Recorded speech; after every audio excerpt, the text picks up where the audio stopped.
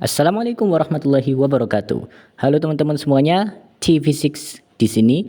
Jadi kali ini kita akan membahas tentang beberapa soal OSNK yang mana sudah dipilihkan dari tahun 2016 sampai tahun 2020.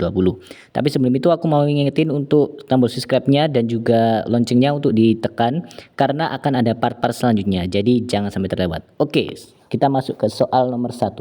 Sebuah balok besi memiliki panjang 40, lebar 30 cm dan tebal 10 cm. Jika massa jenisnya adalah 7,9 gram per cm kubik dan percepatan gravitasinya adalah 10 meter per sekon kuadrat, maka tekanan terbesar yang ditimbulkannya adalah. Jadi bagaimana cara menyelesaikan soal ini?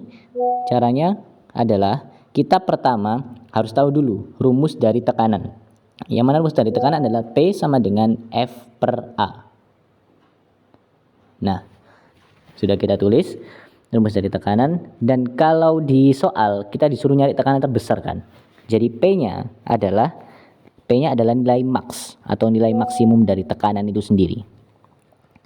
Sedangkan A itu kan berbanding terbalik dengan P ya teman-teman. Jadi kalau P-nya max, A-nya adalah min atau nilai minimum dari A. Nah, kalau sudah kita tulis seperti ini, apa yang harus kita lakukan? Yang harus kita lakukan pertama adalah mencari luas terkecil. Dari data yang kita dapatkan, panjangnya 40, lebarnya 30, tebalnya 10. Nah, luas yang terkecil itu akan muncul kalau kita mengalihkan lebar dan tebal, karena dia adalah komponen yang nilainya paling kecil, yaitu 30 cm dan 10 cm.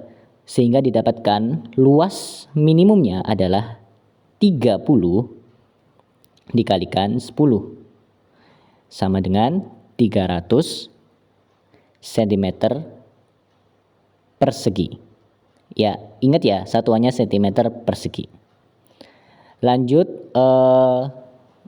jadinya ini kalau misal kita mau jadikan lagi 3 kali 10 pangkat 2 negatif 2. Karena diubah ke meter persegi. Dari mana negatif 2? Kan cm ke meter naiknya 2. Kalau di persegi berarti dia naik 4 alias 300 bagi 10.000. Nah, terus kalau kita gambarkan kan baloknya seperti ini teman-teman. Ya, baloknya kan seperti ini dengan luas permukaan terkecil berada di bawah untuk tekanan yang maksimum. Sehingga gaya yang dihasilkan pada permukaan itu sama dengan berat baloknya, atau kita tulis F sama dengan W sama dengan M dikalikan G. Nah, di sini kita cuma dikasih itu ya teman-teman, panjang, lebar, tebal, dan juga massa jenis. Kita tidak dikasih massa, maka dari itu massanya harus kita cari sendiri dengan cara rho dikali V atau massa jenis dikali volume.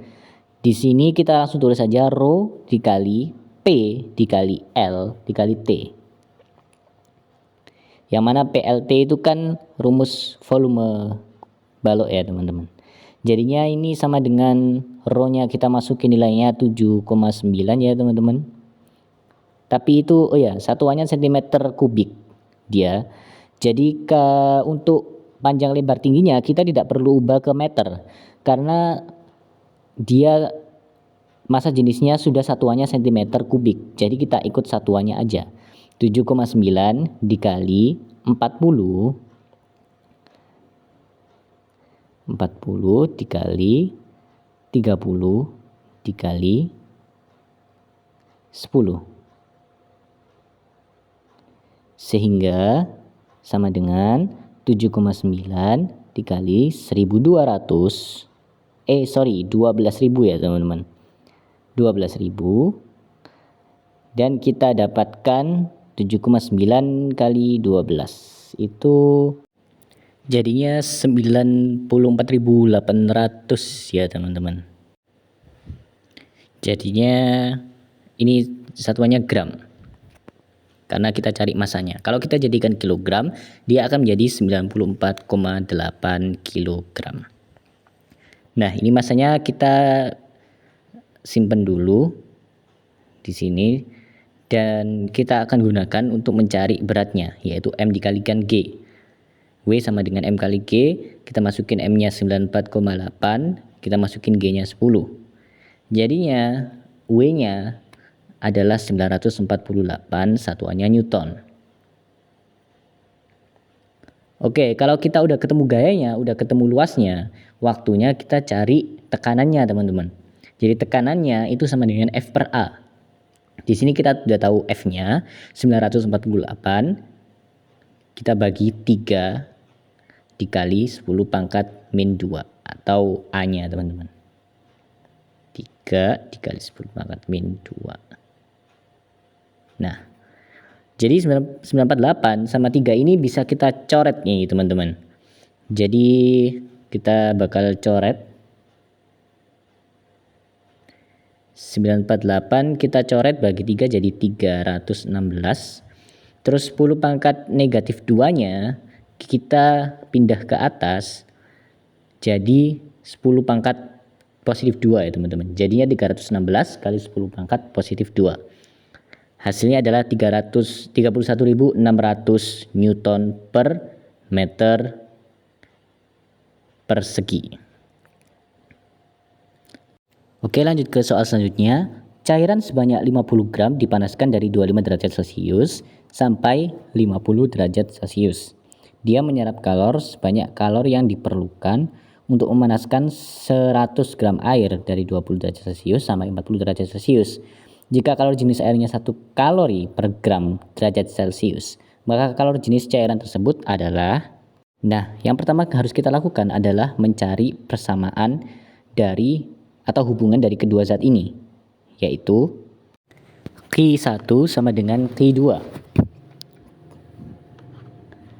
Karena di situ dia menyatakan bahwa kedua kalor yang dilepaskan, yang diserap maksudnya, adalah sama. Nah, itu. Sehingga Q1 itu sama dengan Q2. Lalu kita bisa tulis di sini, kita bisa jabarkan persamaannya. Q1 itu kita pakai rumus Q sama dengan MC delta T ya, teman-teman. Jadi Q1 adalah M1 C1 delta T1 sama dengan Q2-nya yaitu M2 C2 dikali delta T2. Nah, kalau sudah gini, kita tinggal masukkan nilainya satu persatu. Yang pertama M1. M1 di sini sebenarnya opsional ya, teman-teman. Kalian mau masukin pakai satuan kilogram atau gram. Tapi di sini karena dia adalah kalori jenisnya adalah kalori per gram. Jadi aku pakai gram aja. Jadi M1-nya masukin 50 gram ya, teman-teman. Sedangkan yang untuk M2-nya kita masukin 100 gram. Jadi kita tulis 50 dikalikan C1, yaitu kita ketahui ya, karena ini yang ditanya C-nya. Jadi kita tulis C delta T1, dia dipanaskan dari 50 sampai 25, berarti 50 kurangi 25. Sama dengan M2-nya 100. Dan kita diketahui kalor jenisnya ya, teman-teman. Jadi kita tulis 100 dikali 1 dikali delta T2, yaitu dipanaskan dari 20 sampai 40. Berarti 40 dikurangi 20. Kita tulis dulu. Kurangi 20. Nah, kalau sudah gini, kita bisa coret 100 dan 50 jadi 2. Dan 50 kurangi 25 itu 25 ya, teman-teman. 25C sama dengan 2 dikali 40 kurangi 20. 40 kurangi 20 itu 20. Jadi 20 kali 2 itu 40. Kita bisa tulis 25C sama dengan 40.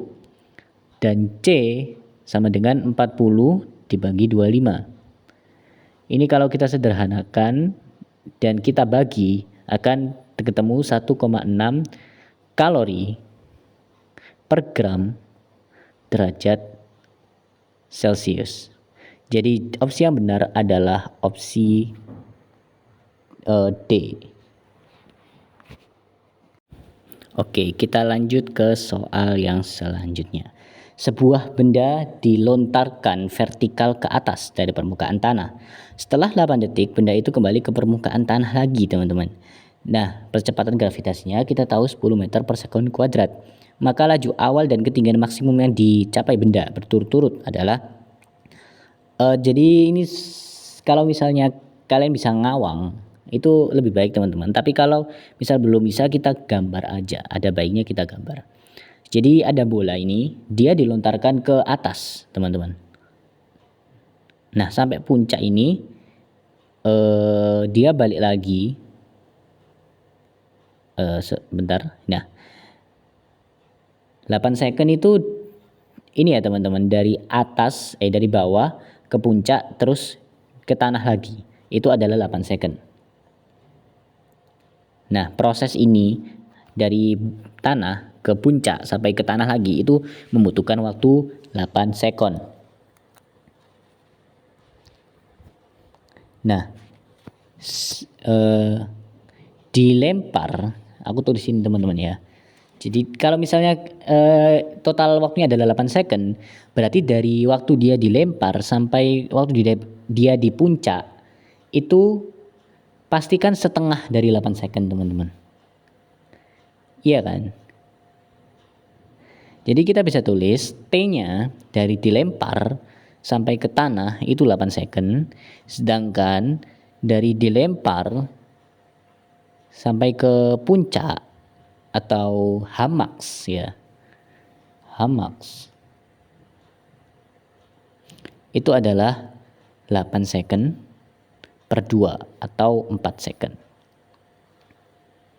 Nah, dari informasi-informasi ini kita sudah bisa cari ini teman-teman, laju awalnya, yaitu menggunakan persamaan pertama dari GLBB, yang mana itu adalah VT sama dengan V0 kurangi GT. Kita tulis VT sama dengan V0 plus minus GT.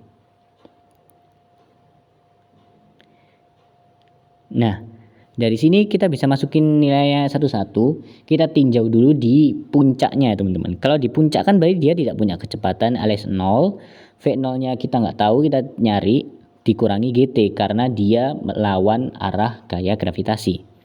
Di 10 G-nya, T-nya 4, V0-nya jadinya 40 meter per sekon. Nah, kalau udah ketemu V0-nya, kita bisa cari ketinggian maksimumnya pakai rumus kedua GLBB, yaitu H sama dengan V0T plus minus setengah GT kuadrat. Tapi ini aku langsung jadiin min aja ya teman-teman biar cepet. Soalnya dia melawan gaya gravitasi juga. 40 kita masukin 4 kurangi setengah kali 10 dikali 4 kuadrat. 40 kali 4 itu 160 ya teman-teman. Kurangi 80. Karena ya itu hasilnya 80. Jadinya ketinggian maksimumnya adalah 80 meter.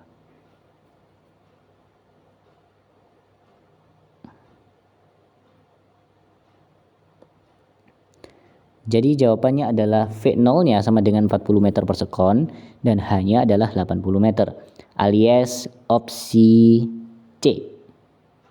Kita silang opsi C. Oke, kita lanjut ke soal yang selanjutnya.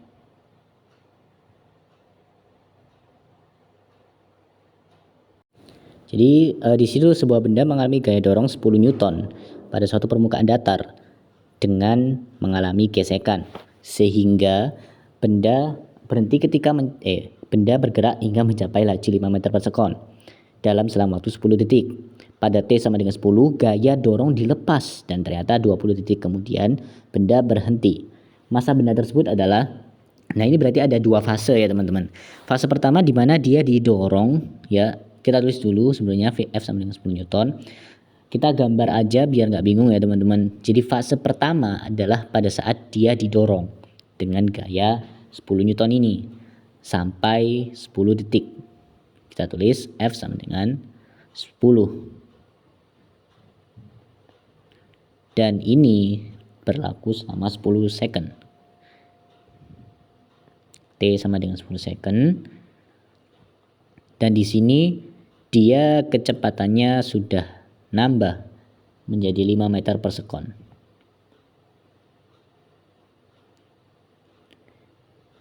Nah, selain itu di sini juga ada gaya gesek ya teman-teman. Jadi gaya geseknya akan berlawanan dengan arah gaya F, yang ya dari F-nya ke kanan, gaya geseknya ke kiri. Tapi seperti yang aku bilang tadi, kalau dia itu ada dua fase. Jadi yang ini gambar fase pertama, kita lanjutin sketsanya untuk fase kedua teman-teman. Nah, fase kedua ini dia membutuhkan waktu lebih lama, yaitu 20 second. Kita tulis T sama dengan 20 second. Tapi di sini gaya gesekan masih berlaku. Ya, bidangnya masih sama, teman-teman. Kita ditanya M-nya atau masanya berapa. Nah, caranya pertama kita buat persamaan gaya sesuai hukum Newton kedua, sigma F sama dengan M kali A, sehingga F kurangi F kecil atau F dikurangi gaya gesek itu sama dengan M dikalikan A. Ini untuk persamaan fase 1 ya teman-teman. Untuk persamaan fase 1 seperti ini teman-teman. Dengan A-nya kita bisa ubah jadi V per T. Atau 5 per 10. 5 per 10 dari mana? Karena kecepatan akhirnya dia 5 dan butuh waktu 10 second. Dan di sini kita tulis F-nya 10 dikurangi gaya gesek, kita nggak tahu, sama dengan 0,5 M. Dan kita simpan ini sebagai persamaan yang pertama kita. Lalu di sini kan ada dua variabel yang nggak diketahui, yaitu gaya gesek dan juga masanya. Apa yang harus kita lakukan? Untuk memecahkan dua variabel, kita butuh yang namanya dua persamaan ya teman-teman. Jadi di sini kita harus mengubah F-nya agar dia menjadi M. Gimana caranya teman-teman? Kita pakai persamaan fase yang kedua teman-teman. Untuk fase yang kedua, gaya yang bekerja hanyalah gaya gesek, karena gaya 10 Newton sudah tidak ada kan teman-teman. Jadi kita bisa pakai rumus GLBB. Yang pertama VT sama dengan V0 kurangi AT. VT nya 0 karena dia berhenti. V0 nya dia 5 karena kecepatan akhir dari fase 1. 5 dikurangi A nya, kita nggak tahu, kita cari A nya, dikalikan T nya 20. Jadi ketemu 20A itu sama dengan 5. Sehingga A atau perlambatannya adalah 5 per 20. Sama dengan 0,25 meter 0,25 meter per sekon kuadrat. Ini perlambatan untuk fase 2 ya teman-teman. Nah, F kecil atau gaya geseknya di sini sama dengan MA karena dia merupakan total semua gayanya. Sehingga bisa kita cari M dikalikan 0,25 itu sama dengan F kecil. Sehingga gaya geseknya adalah 0,25 dikalikan massa. Oke, kalau sudah ada dua persamaan seperti ini, maka kita bisa substitusikan, ya ini persamaan 2 ya teman-teman. Kita bisa substitusikan persamaan 2 ke persamaan 1. Seperti ini. Jadi F-nya di sini kita ganti dengan 0,25 M teman-teman. 10 dikurangi 0,25 M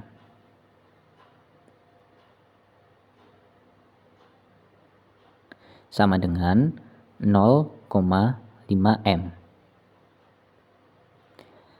Kalau kita pindah ke ruas kiri, jadinya 0,5 tambah 0,25. Jadi 10 sama dengan 0,75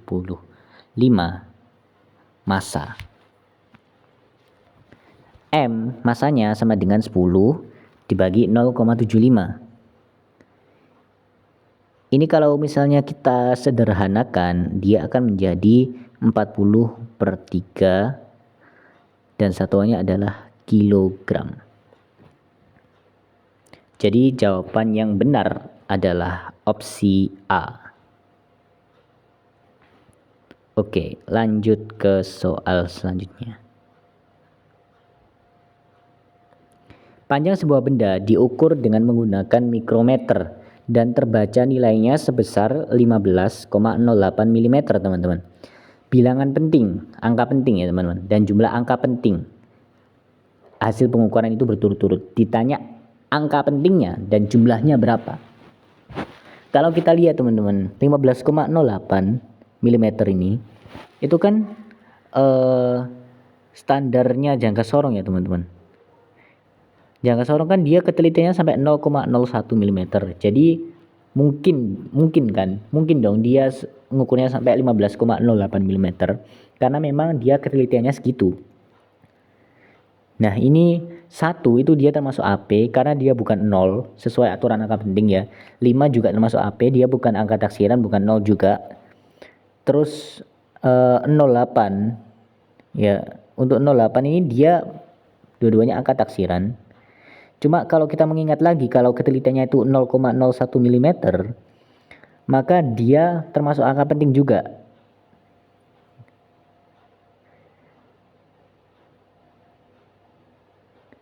Karena sesuai dengan ketelitiannya. Jadi jawaban yang benar untuk soal ini adalah 15,08 mm dan 4 angka penting. Angka pentingnya ada 1, ada 5, 0, dan 8. Kenapa tidak B? Karena satuannya cm. Nah, seperti itu. Besaran di bawah ini yang merupakan besaran turunan dan sekaligus merupakan besaran vektor. Kita harus analisis satu-satu teman-teman dari semua besaran ini. Yang pertama, opsi A ada kuat arus listrik, gaya, dan kecepatan. Besaran turunan itu sebelumnya besaran yang diturunkan dari besaran-besaran pokok ya, misalnya kayak kecepatan, percepatan, dan lain-lain. Sedangkan besaran vektor adalah besaran yang memiliki arah. Kita analisis satu-satu. Kuat arus dia besaran pokok, bukan besaran turunan teman-teman. Satuannya ampere. Jadi opsi A sudah jelas salah. Untuk gaya, dia besaran turunan benar, dan juga benar juga vektor. Kecepatan dia juga merupakan besaran turunan dan juga merupakan vektor. Tapi sayang ada kuat arus listrik, jadi opsi A dinyatakan salah. Usaha dia besaran turunan, tapi dia skalar alias tidak memiliki arah. Sedangkan percepatan dia besaran turunan dan vektor juga. Gaya berat itu sama dengan gaya, besaran turunan dan juga vektor. Lalu ada percepatan gravitasi, dia besaran turunan, vektor juga. Ada medan listrik, ini medan listrik dia besaran turunan juga dan vektor karena dia memiliki arah. Kalau kalian lupa, ada di hukum tangan kanan gaya Lorentz ya. Terus ada temperatur, ini dia merupakan besaran pokok, jadi opsi D udah jelas salah. Terus kelanjutan panjang lintasan itu mungkin yang dimaksud panjangnya ya, jadi meter. Kalau iya dia merupakan besaran pokok teman-teman, karena ya merupakan panjang, termasuk 7 besaran pokok. Jadi jawabannya benar untuk pertanyaan ini adalah opsi C.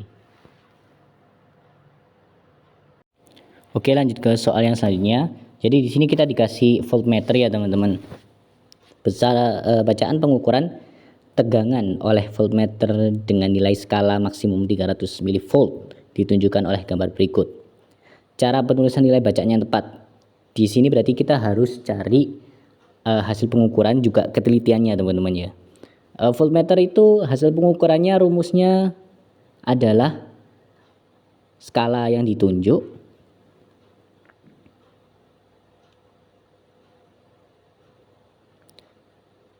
dibagi dengan skala maksimum atau angka maksimum yang ada di voltmeter itu dikalikan dengan batas ukurnya.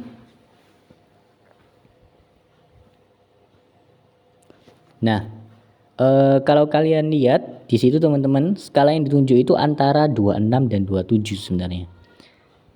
Sehingga kita bisa asumsikan skala yang ditunjuk oleh voltmeter tersebut adalah 26,5. Per skala maksimumnya adalah 30. Dan kita diberitahu kalau batas ukurnya adalah 300 mV. Sehingga kita tulis batas ukurnya adalah 300 dikalikan 10 pangkat min 3 karena milivolt bukan volt ya teman-teman. Ini bisa kita coret 10 26,5 10 kali 10 pangkat negatif 3 itu 10 pangkat negatif 2 ya teman-teman. Nah ini satuannya adalah volt. Kalau kita mau ubah ke milivolt, jadinya kita kalikan 10 pangkat 3 jadi 265 milivolt. Nah untuk mencari ketelitiannya bagaimana teman-teman? Yang pertama harus kita analisis adalah berapa skala yang ada pada gambar. Maksudnya bagaimana itu? Itu loh garis-garisnya itu ada berapa? Dari 30 skala itu garis-garis kecilnya itu juga dihitung teman-teman. Jadi kita hitung satu-satu dan ketemu ada 30 garis ya atau 30 skala. 30 skala ini mewakili 300 milivolt atau batas ukurnya. Jadi 30 skala mewakili 300 milivolt.